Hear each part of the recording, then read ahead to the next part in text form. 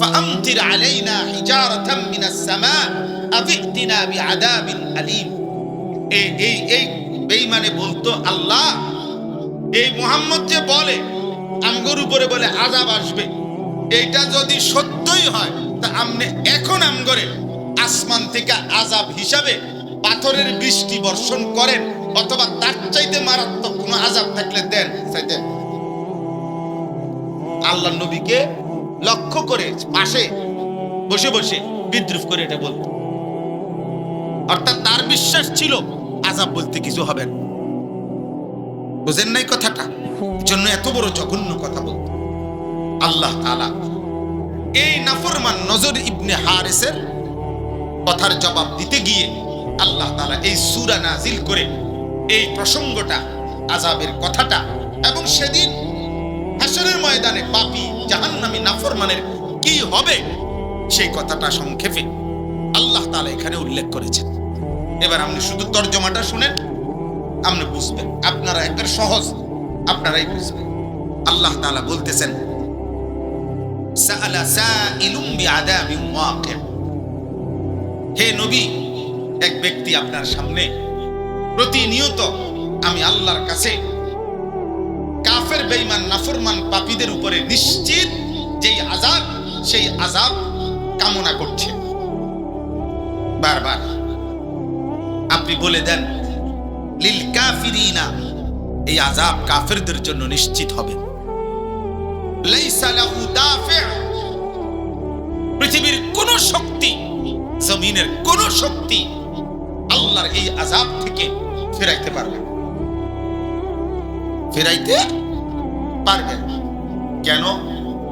কারণ মিনাল্লাহি যিল মাআরিজ, সর্বোচ্চ মর্যাদা, সম্মান, অথবা দ্বিতীয় তাফসীর হলো 7 আসমানের ঊর্ধ্ব পর্যন্ত, অথবা তৃতীয় তাফসীর হইল জমিনের তলদেশ থেকে আসমানের 7 আসমানের ঊর্ধ্ব পর্যন্ত যত উপরে ফেরেশতারা গুলো, আল্লাহর ফেরেশতারা উঠতেছে, এই সর্বোচ্চ শিখর পর্যন্ত পূর্ণ 7 আসমান, তার ঊর্ধ্বে অথবা সর্বোচ্চ মর্যাদার অধিকারী যেই মহান আল্লাহ, এই শাস্তির ঘোষণা সেই আল্লাহর পক্ষ থেকে। আপনি বলেন বেঈমান, এটা কোনো মেম্বার চেয়ারম্যানের হুমকি না,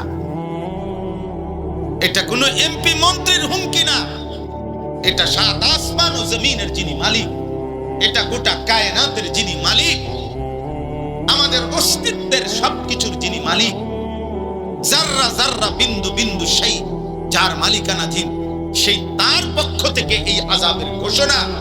অতএব এমন মালিকের ঘোষণাকে এমন হেলায় ফেলায় মনে করা উচিত। ফাজলামি সবখানে মানায় না। ফাজলামি কি সবখানে মানায়, গারতারামি সবার সাথে ঠিক না। আল্লাহ তাআলা বলতেছে, তা'রুজুল মালাইকাতু ওয়ার রূহু ইলাইহি। আল্লাহ তাআলা বলেন, যেই 7 আসমানের ঊর্ধ্বে সর্বোচ্চ মর্যাদার অধিকারী যেই মহান আল্লাহ, সেই সর্বোচ্চ মর্যাদায় তিনি যেখানে আছেন, ওই সর্বোচ্চ মর্যাদা পূর্ণ পর্যন্ত কোটি কোটি ফেরেশতা এবং জিবরাইল ফেরেশতা সেই মহান আল্লাহর হুকুমে প্রতিনিয়ত উপরে নিচে আসা যাওয়া করতেছে, উঠতেছে, নামতেছে। আল্লাহ তাআলা বলেন, 7 আসমানের ঊর্ধ্বে আরশ আজিম থেকে আমার এক একটা আয়াত জিবরাইল গ্রহণ করছে, আবার জমিনে আমার বন্ধুর কাছে নিয়ে আসছে, এখান থেকে আবার আমার কাছে যাচ্ছে। এইভাবে আমি আল্লাহ পলকে জমিনে ঘটনা ঘটতে দেরি, 7 আসমানের ঊর্ধ্ব থেকে জিবরাইলকে পাঠাইতে দেরি হয় না। এত বড় ঊর্ধ্বে, এত উঁচা, এত দূরে, এত বহুদূরে, এত বড় বিষয়টা যে আল্লাহ আমি সেকেন্ড মুহূর্তে মুহূর্তে নিয়ন্ত্রণ করতে পারছি, সেই আমি আল্লাহর পক্ষ থেকে আযাবের ঘোষণা। আল্লাহ শক্তি সম্পর্কে আইডিয়া দিল। হযরত আবু বকর সিদ্দিক রাদিয়াল্লাহু তাআলা আনহু, ওনাকে আবু বকর সিদ্দিক বলে কেন? সবচেয়ে নবীদের পরে সবচেয়ে সবচেয়ে বড় সত্যবাদী এই কায়নাতে, আল্লাহর সৃষ্টিতে আবু বকর সিদ্দিক। সমস্ত নবীদের পরে সর্বশ্রেষ্ঠ মানুষ হযরত আবু বকর সিদ্দিক রাদিয়াল্লাহু তাআলা আনহু। মানে আদম আলাইহিস সালাম থেকে আমাদের নবী পর্যন্ত লাইন ধরলে এরপরে জান্নাতি বান্দাদের যে বাকি মানুষের মধ্য থেকে যে লাইন শুরু হবে, নবী সাল্লাল্লাহু আলাইহি সাল্লামের পেছনে মানুষের মধ্য থেকে, উম্মতের মধ্য থেকে, বাকি বান্দাদের মধ্য থেকে প্রথম যে ব্যক্তি দাঁড়াবে তিনি আবু বকর সিদ্দিক।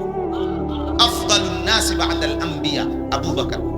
সেই আবু বকর সিদ্দিক রাদিয়াল্লাহু তাআলা আনহু মেরাজের ঘটনা শুনবার পরে মক্কার কাফেররা জিজ্ঞেস করছে, মুহাম্মদ, এক রাত্রের কিছু অংশেই তোমার বন্ধু, তোমার সাথী মুহাম্মদ মক্কা থেকে মসজিদে আকসা, যেটা এখান থেকে 1 মাসের দূরত্ব, ওইখান থেকে 7 আসমান, সেখান থেকে তার প্রভুর দরবার আরশ, সেখান থেকে আবার ফিরে আসে মক্কা, চলে আসছে।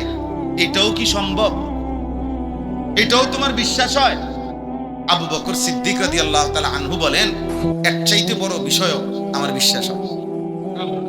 সেইটা কি? সেইটা হলো এখানে জমিনের 1 সেকেন্ডের ঘটনা ঘটতেই, প্রশ্ন আসতেই সেই আরশ আজিম থেকে আল্লাহর হুকুম নিয়ে জিবরাইল সেকেন্ডের ভিতরে এখানে চলে আসে। এটা যদি সম্ভব হয়, এটা সম্ভব হবে না কেন?